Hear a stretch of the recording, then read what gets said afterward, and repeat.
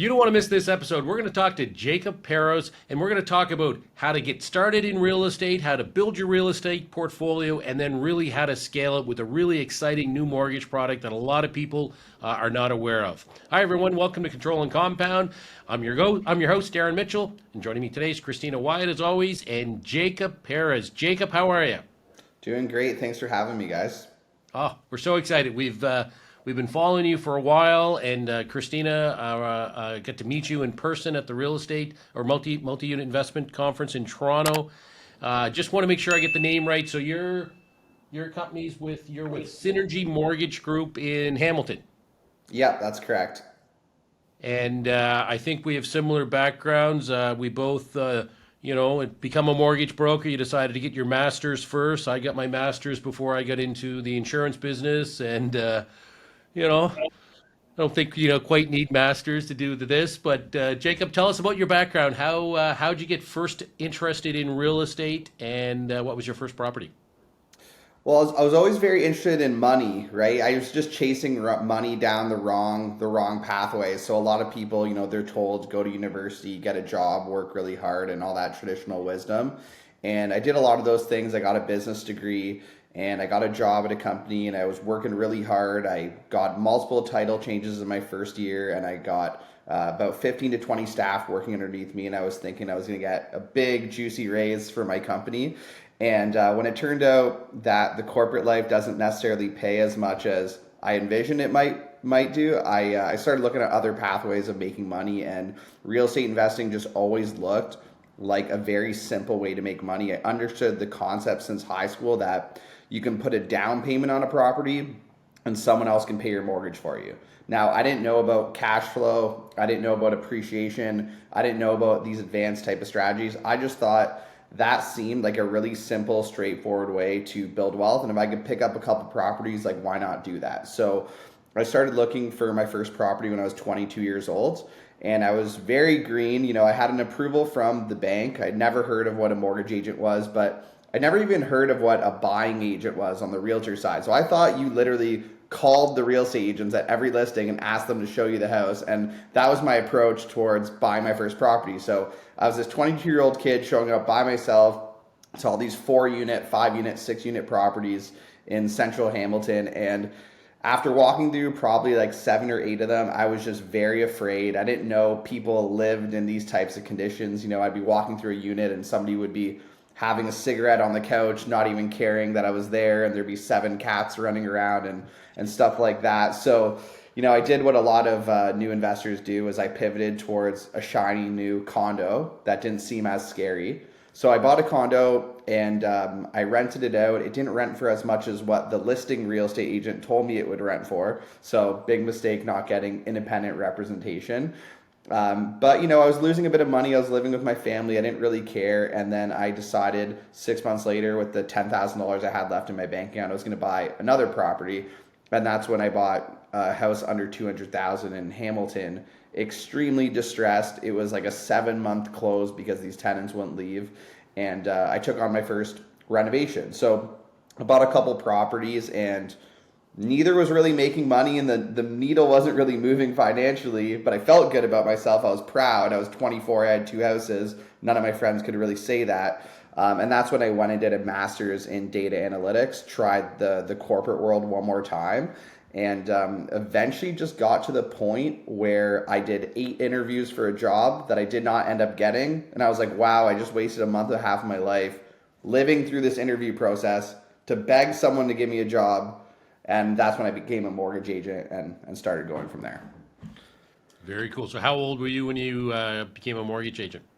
So I started at 28 years old. I had bought probably 5 or 6 properties at that point when I started as a mortgage agent. So when I came in, I thought I knew absolutely everything. And I thought, the roof was going to blow off and I was going to do all these deals and making all this kind of money. And, my first 6 months were really tough, but then the second 6 months were really great. And it's just been kind of like a full speed sprint here for the last 5 years growing this business. I know I heard your presentation at the multi-unit conference, and I love that because we always talk to and we tell people, you want to be align yourself and work with people that are doing it as well. So when you're out there and you're working on behalf of an investor and you are an investor, it makes such a big difference, right? Because you know what to look for, you know what to help with, which I think is so important. Just because where are you at now in your real estate journey? Like what do you got? So now, my strategy has been consistently evolving. I was doing a lot of these duplex conversions. I bought, a handful of fourplexes in different markets. Then I started buying the bigger stuff. So that led to buying an 8-unit apartment building, then a 23-unit apartment building, an 18-unit apartment building. And then I'm also building 3 houses down in Florida. So during the pandemic, I was a little bit of a I don't want to be locked down, please. So I went to Florida for a few months and I said, no, and I'm going to invest a little bit in Florida here too. I fell in love with Naples, Florida. So I'm doing a bit of land development, building 3 custom homes in Florida.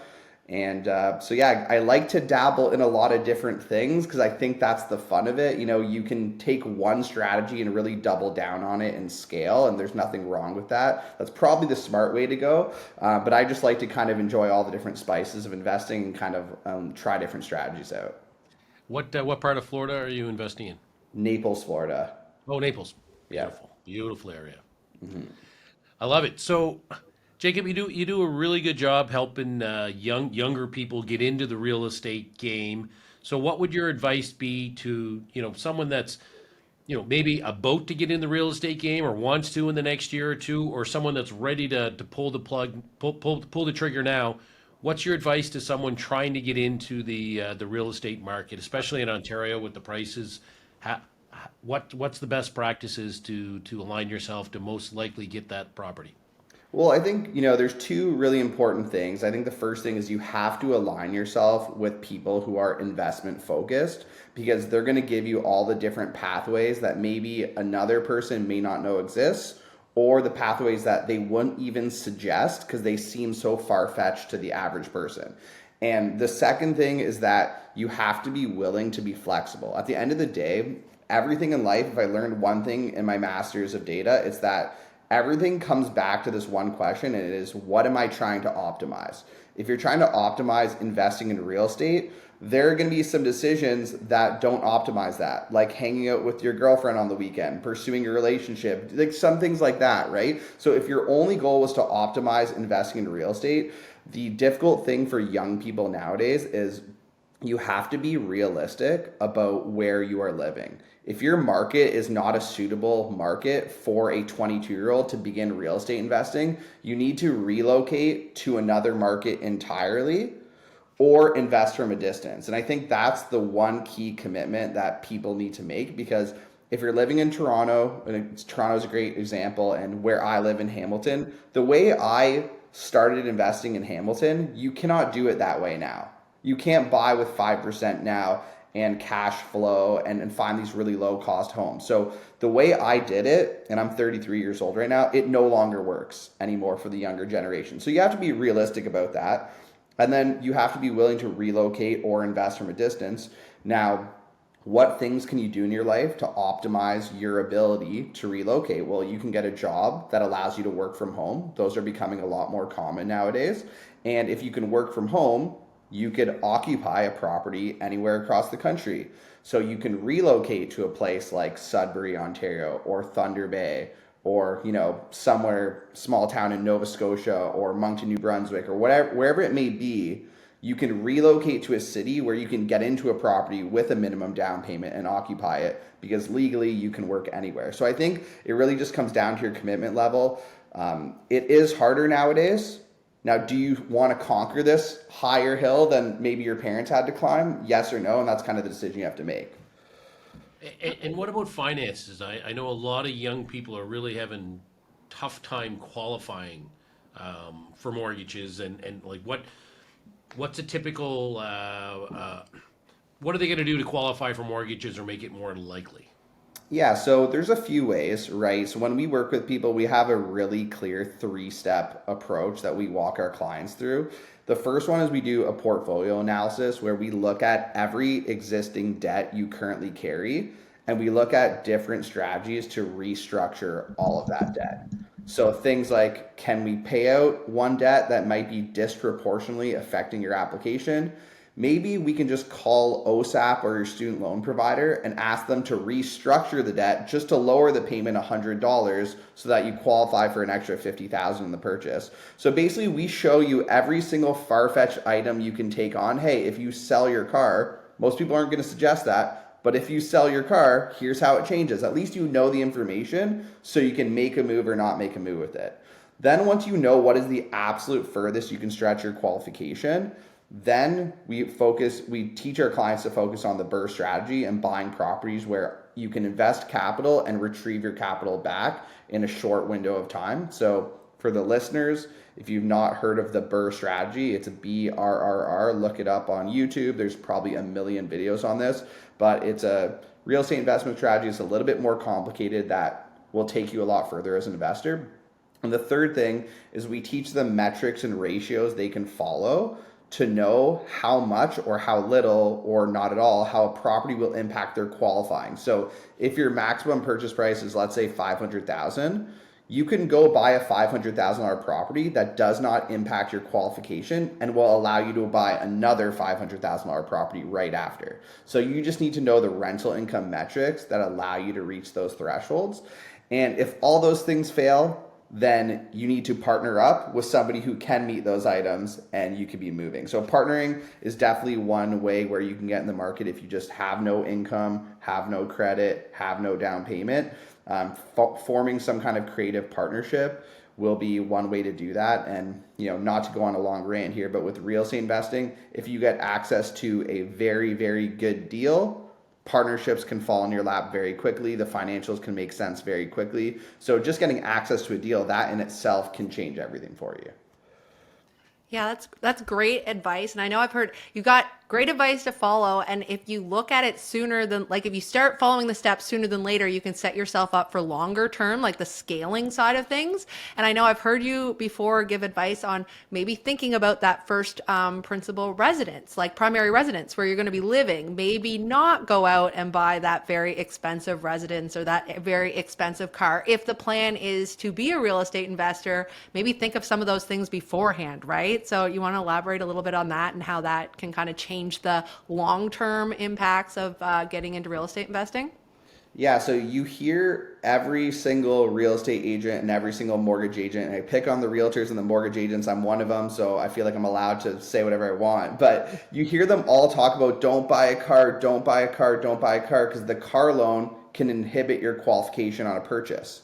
Now, the bigger item, the biggest thing that actually stops people from scaling a real estate portfolio is the primary residence. It's buying your actual primary residence, because generally your payment on your primary residence is significantly higher than whatever your car payment is monthly. So what we advise people, and again, it comes down to what are you trying to optimize, right? Some people need to own their home to maintain a marriage because their partner will not live with, they'll draw the line somewhere, right?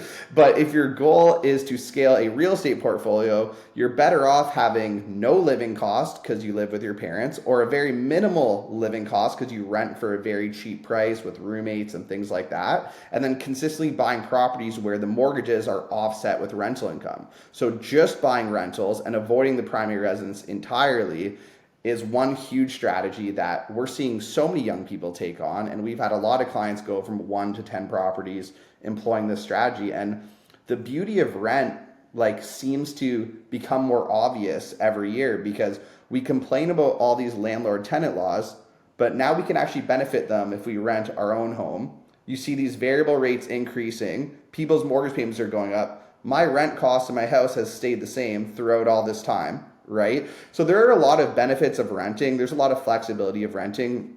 You sign a lease, let's say you have to leave the lease early, there is pretty much no repercussion. So renting gives you a lot of benefits, and avoiding that big primary residence payment is definitely one key to scaling your portfolio. Well, yeah, and the house hacking and stuff like that too, right? So many ways for young people, right? So many ways. If we go back in time and all do that at the beginning, I'm sure we all would. It's good advice. I loved hearing that for younger people getting started. So we are talking a lot about for young people just getting started, but we also want to talk about scaling, right? So getting and jumping into the multi-units and some of those bigger ones that you've gotten into recently. So you've done that scaling. What is your advice when it comes to scaling a portfolio from the financing side and keeping debt ratios and whatnot? Thanks for listening so far. If you're watching on YouTube, make sure you like, subscribe, and hit that bell button so you always know when new content is coming out. If you're listening on your favorite podcast platform, please leave a 5-star rating and leave a review and subscribe. And if you are interested in learning more, please visit our website at controlandcompound.com to sign up for a free education session with one of our wealth coaches. So commercial investing, and how do we define what that means for the listeners? I think we can start by saying, let's just call commercial investing, for the purpose of this conversation, any building that's 7 or more units, so 7 residential units or larger, or any building that has a commercial component. So let's say a retail storefront, restaurant, whatever it may be, kind of thing. So what's happened in the last 5 or 6 years is social media has really blown up the popularity of many different worlds that exist, and real estate investing is certainly one of those worlds where social media has blown it up and everyone's a real estate investor, and we're seeing a lot of that. Now, we have a whole cohort of people in the last 5-6 years who've been riding this wave, and they have 5, 6, 7, 8 duplexes, and they're kind of ready to scale on to bigger things. So a lot of people are asking about, how do I get into larger apartment buildings and things like that. So the beauty of buying apartment buildings is that they don't impact your personal borrowing power. So if you buy a rental property that maybe the cash flow is so-so, or you buy a primary residence, or you buy a cottage, all that stuff inhibits your ability to borrow more. So if you're looking to co-sign for your kid who's looking to buy a house, that's hard to do. If you have 6, 7 properties, you might actually make the application worse, even though you're coming in as a co-signer. The beauty of commercial real estate is that they are commercial loans, and you qualify for the loans based on the financial performance of the building itself. So if the building rents for $10,000 a month, it will qualify for a certain mortgage amount. And even though you make $100,000 or you make $50,000, it doesn't really matter. It's what the building itself qualifies for. So there are people out there where the banks won't let them buy a $500,000 condo at this point through normal residential lending, but they can buy a $1.5 million apartment building because the apartment building's rent is qualifying for that loan.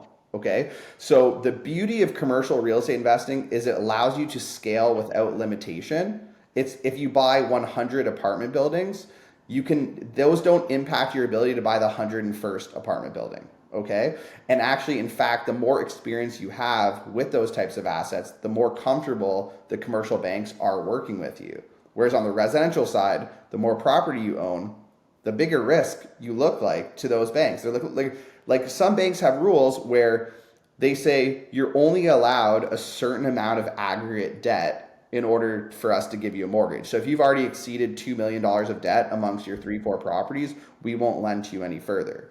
Whereas when it comes to the commercial lenders, the bigger the mortgage size, the more interested they are in the deal. They actually don't want to work on the small mortgages. So it's very much like the commercial investing is very much the answer to a lot of the roadblocks and a lot of the challenges that exist when it comes to residential real estate investing. However, it's more complex, it's more capital intensive for sure. But one of the big reasons that it's blowing up in popularity, and I know, Christina, you wanted to talk about this, is this MLI Select program. So I'm just going to keep going on this topic. I think. Yeah, well, just before we get into that, I'm curious on the multi-unit investing now, as a mortgage broker. 100% want to hear about the new product, but what would be a typical rate and amortization on like a 10, 12 unit that you're seeing out there today? It's still like 30-year, 40-year. What's common? So great question. If you ask 10 mortgage agents, you're probably going to get 10 different answers. And the reason you're going to get 10 answers is because 9 of them are probably making it up. So the reality is not a lot of people understand how to do commercial because they don't really know what kind of products exist out there. Commercial mortgaging is not that popular in the mortgage broker world. If you're a mortgage agent, every bank on the residential side has sales managers coming to your office, pitching their products, trying to educate your team. Whereas commercial side lending, it's a little bit of a black hole. You actually have to go and make these connections yourself. Like, it's very different, okay? So when it comes to commercial mortgages, there are essentially a few different mortgage types that exist, which will all have different interest rates, different amortizations, and you would use these different mortgage types depending on the type of building you're acquiring. So on the residential side, you might get an A mortgage if you have good credit and good income. And if you have bad credit or you have unique sources of income, you might use a B lender, right? Slightly higher rates and fees. And maybe if you're buying something like very distressed, a flip, something like that, you might use a private lender. So that's kind of the different mortgage types that exist on the residential side. On the commercial side, you have bank loans. They would call them generally like conventional loans. So if you go to your local bank or you go to your local credit union, what they usually do is they will give you a reasonably good interest rate. Maybe right now you're in the mid sixes kind of thing. And they'll qualify you for the mortgage based on the existing rent of the building. So if you're buying a distressed asset for $1 million, they might only lend you 400,000 or 500,000 because that's all the current rent qualifies for. Okay. Now, they'll generally give you 25-year amortization. If the building condition is very, very good, a bank might go up to 30 years. And that's generally how they run their loans. Now, if you're buying distressed buildings, which a lot of the investors want, they want the projects that have the upside in them. What you want to look at is what's called a repositioning loan. And generally the repositioning loan, you can get 75% loan to value. So you'd have to come in with a 25% down payment, but the interest rates are significantly higher. So generally you'll get an interest only loan for 18 to 24 months. It could be anywhere from prime plus 2%. Today that would bring us to around 8.95 to me. So 8.95 to maybe 9.5, right? But it allows you to get in with a large loan to value. They'll even offer you really large construction loans. So one of the ones we just did, we were total in at 80% loan to value because we got a vendor take back from the seller. So the seller provided some financing in addition to the repositioning loan, and our lender gave us a $400,000 construction loan to get through all the renovations across 18 units. So the whole purpose of repositioning loan is to allow you to turn over a building to then refinance it at a major bank or through this MLI Select, CMHC MLI Select program, which is kind of like a very specialty form of financing, which is gaining a lot of popularity. So repositioning loans are great because you can actually acquire the building, do what you need to do with the building, and get it in a position where a lower interest bank will look at it. So it's like getting you to the exit. Like Exactly. it's the middleman. Yeah, and the great thing is that they're not going to do the repositioning loan if the exit doesn't make sense. So if your exit doesn't actually work, they're not going to provide you the loan. So if you're getting a loan from a repositioning lender, at least you know at that time, given the current state of the market, your plan is not out to lunch. Your plan actually works according to the eyes of the professionals, right? So it's also a good check for newer investors to know they're on the right track if they're even able to get one of these loans. Oh, that's awesome. We do the same thing in life insurance. We're like, if we're approved, you're living forever. That's it, right? Like they decide. Yeah. So I guess we can segue into this MLI Select program. I think now is probably a good time. So in March 22, CMHC, which a lot of people may know CMHC because they do the insurance for first-time buyers and when people are putting less than 20% down on a residential purchase. So they offer insurance on commercial mortgages as well. So when the mortgages are insured to the bank, that means the bank has very little risk in the deal. So as a result, you get the best terms, the best interest rates. Everything's the best when the bank has no risk in the deal. Okay. So CMHC released this new program in March 2022 where it's called the MLI Select program. And the idea of this MLI Select program is it's a government initiative to improve three different things in real estate. So one, they're trying to get more affordable housing units into the market. So they're incentivizing that. They're trying to get our buildings to be more energy efficient. They're trying to incentivize that. And third, they're trying to make the buildings more accessible for people, and they're incentivizing that. So the high level best case scenario, if you follow the metrics needed to qualify for these types of loans, is you can get 95% loan to value on your apartment building. So a huge loan to value on your deal. The interest rates are essentially as low as the lowest thing you'll see in the residential lending side. And you can get an amortization up to 50 years. So if you have a 50-year It and sounds amazing, right? It yeah, sounds amazing.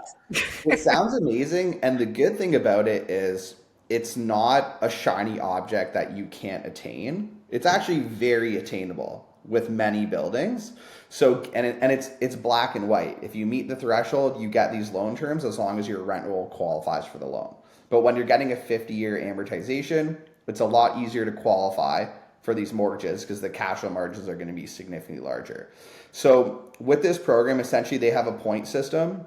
And if you hit 100 points on this point system, that gives you the 95% loan to value, the 50-year amortization on the deal.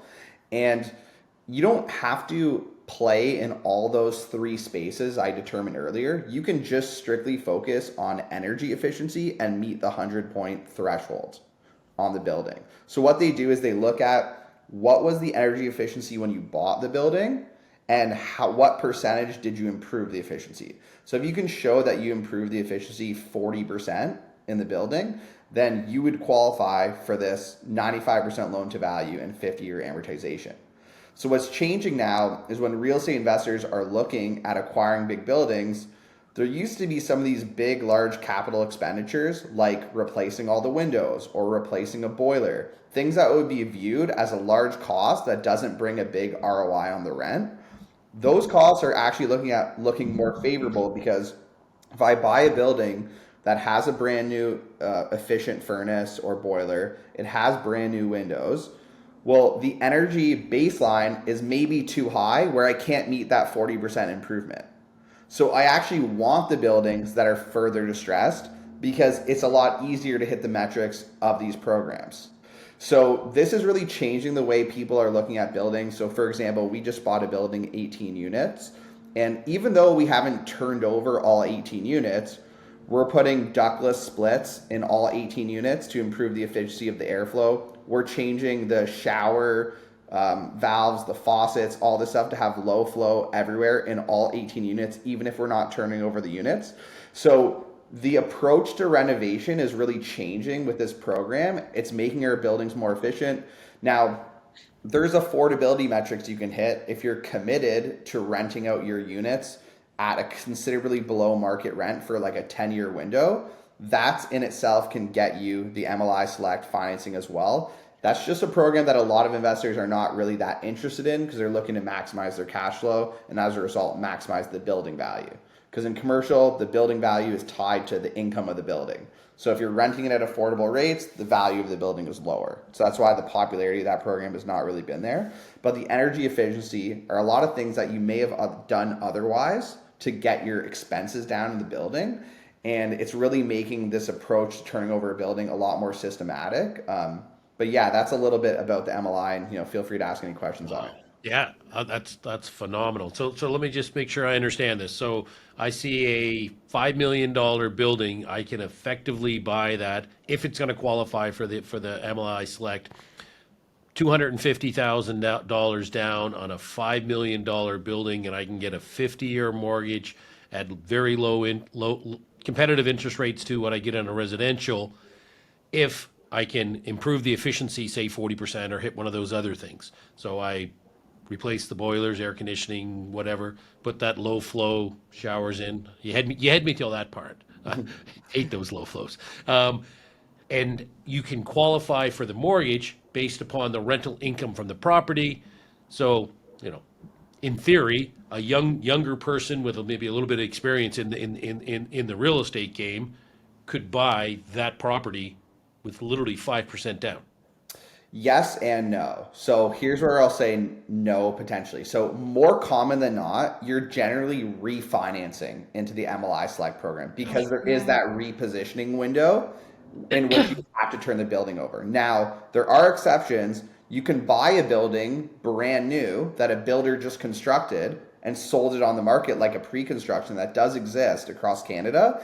And if that building meets the threshold for CMHC MLI Select's new construction program, you can buy those with a 5% down. So there is a version where you can do what you're suggesting, Darren. It's just that it's more common that you actually have to do work to the building over a period of time to get it in a position to refinance it in the program. And that's where those repositioning loans are very popular.